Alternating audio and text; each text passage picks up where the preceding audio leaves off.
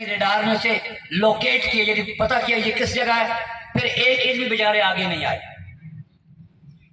اور جی ہماری فوجیں جو ہیں وہ داخل ہو رہی ہیں اسلام آباد میں، لاہور میں ہم نے یہ کر دیا، عملاً کچھ بھی نہیں ہوا تھا۔ اگلے دن اس نے کہا بھی پاکستان کو اشتعال دینا ہے۔ آپ جانتے ہیں اشتعال دلانا، کسی کو اتنا تنگ کرنا کہ اٹھ کر لڑ پڑے۔ اس نے ہمارے 3 ہوائی اڈوں کو میزائلوں سے نشانہ بنا۔ اس میں ہمارا مریض بھی شامل ہے، چونکہ ہم چکوال میں کھڑے ہیں تو چکوال میں وہ ایئر بیس موجود ہے جسے دشمن نے نشانہ بنانے کی کوشش کی۔ اس کے بعد کیا ہوا تو پہلے تو تھا ہم ثابت قدم رہے، پھر آیت کے دوسرے حصے پر ہم نے عمل کیا، وَاذْكُرُوا اللَّهَ كَثِيرًا، اللہ کو کثرت سے یاد کرو۔ اسی کے بھروسے پہ ہماری فوجیں لڑ رہی تھی۔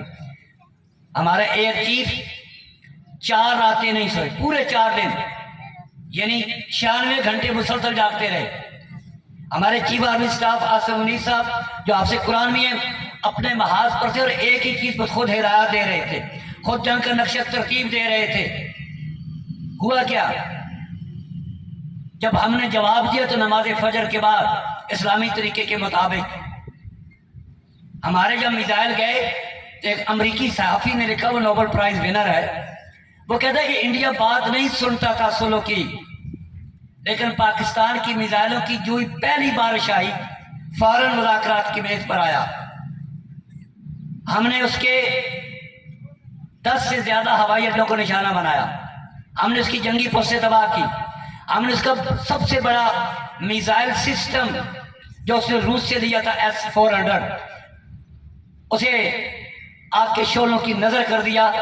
دشمن سمجھ گیا کہ بھئی اب میری فضا میں پاکستانی شاہینوں کی حکومت ہے، میں بے باس ہوں، بڑا جلدی آیا۔ اس کے بعد بیٹو آپ سنیں گے کہ اسے بڑی دھمکی دی ہے، اس نے یہ کہا ہے، یہ ساری اپنے عوام کو راضی کرنے کی چھوٹی چھوٹی بیچارے لوگوں کی کوششیں ہیں۔ اب انڈیا پوری دنیا پہ رسوا ہے، اس کی طاقت لوگوں کو معلوم ہوگی کہ یہ اندر سے بڑا کھوکھلا اور کمزور ہے، معلوم ہوگا وہ بڑے بزدل ہیں، وہ ٹیکنالوجی میں ہم سے پیچھے ہے، لڑنے کا جذبہ ان میں ہے ہی نہیں۔ پوری دنیا اب تحقیق یہ کر رہی ہے پاکستان نے ان کے سارے سسٹم کو جیم کیسے کیا۔ ہم نے چین کی ٹیکنالوجی جو پاکستان میں ان میں آپس میں تعاون اس کی مدد سے، پھر اپنے ریڈار کی مدد سے، پھر J-10 جہازوں کی مدد سے، پھر J-17 کی مدد سے جو ہم نے کارنامہ انجام دیا ہے، اس میں ہمارے حوصلے تو بڑے ہیں، چین کے حوصلے بڑے ہیں، مسلم دنیا کے حوصلے بڑے ہیں، اور آج جو ہم قوم تشکر منا رہے ہیں، ہم اللہ کا شکر ادا کرتے ہیں کہ اس نے ہماری مدد کی۔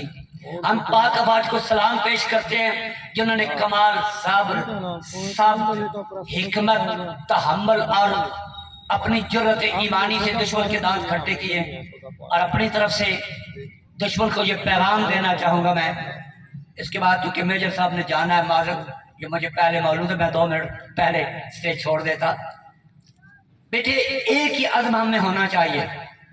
1965 کی جنگ میں احمد قاسمی نے جو نظم لکھی، میں اس کے آخری 2-4 شعر سے پڑھ رہا ہوں کہ آخری بار، یہ بالکل عزم پیدا کرے، آخری بار اندھیروں کے پجاری سن لیں، میں سحر ہوں، میں اجالا ہوں، حقیقت ہوں میں، امن میں موجہ لکت میرا کردار صحیح، جنگ کے دور میں غیرت ہوں، حمیت ہوں میں، میرا دشمن مجھے للکار کے جائے گا کہاں، خاک کا تیش ہوں، افلاک کی دہشت ہوں میں۔